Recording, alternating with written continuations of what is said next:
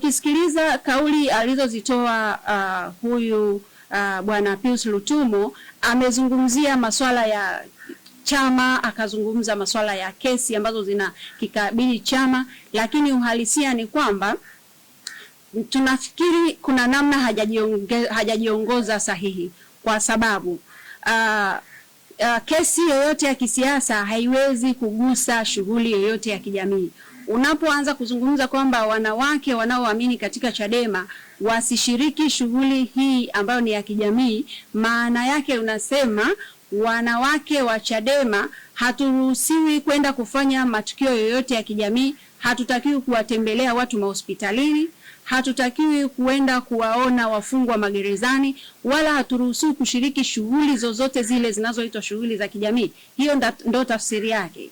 Na kwa mantiki hiyo, jeshi hili sasa limeamua kujivika taswira ya kwamba wanawake wanaoamini kwenye Chadema wanatengwa na jamii ya Kitanzania, kwamba sisi sio sehemu ya taifa hili au sio sehemu ya wanawake wa taifa hili, kwa sababu kama wanawake wanaotoka kwenye mirengo mingine au walio kwenye makundi mengine watakwenda kuadhimisha siku hii, iweje mwanamke anayeamini katika Chadema au mfuasi au shabiki au rafiki ashindwe na yeye kukaa na kukutana na wenzake kwa ajili ya kujadili mafanikio ya mwanamke mmoja mmoja, lakini pia kupata nafasi ya kuzungumzia changamoto ambazo tunakumbana nazo. Hii ni fursa pekee ambayo tunaiamini ya kwamba inaleta muunganiko katika taifa, lakini inasababisha wanawake kujitambua zaidi na kuona ni wapi tunalega, wapi tuongeze jitihada kwa ajili ya kulijenga taifa letu. Hivyo napenda kumpa taarifa msaidizi wa kamishna msaidizi wa Jeshi la Polisi kuhusiana na kauli hii aliyoitamka. Tunafikiri ya kwamba ni vyema akarudi na kukaa chini na wenzake waliomuelekeza kufanya haya ili aweze kutengua kauli yake, kwani wanawake wa baraza hili wamejiandaa kwa muda mrefu, wamejipanga na wanajiandaa kwa ajili ya siku hii muhimu.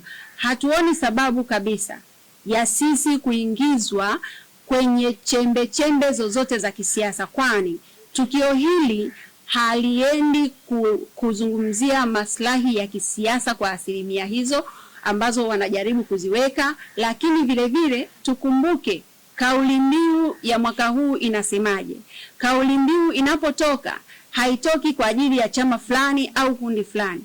Kauli mbiu huwa inalenga malengo ya pamoja, na kauli mbiu ya mwaka huu inasema haki na usawa. Ukitoa umepata, chukua hatua kwa maendeleo endelevu ya wanawake wote na mabinti.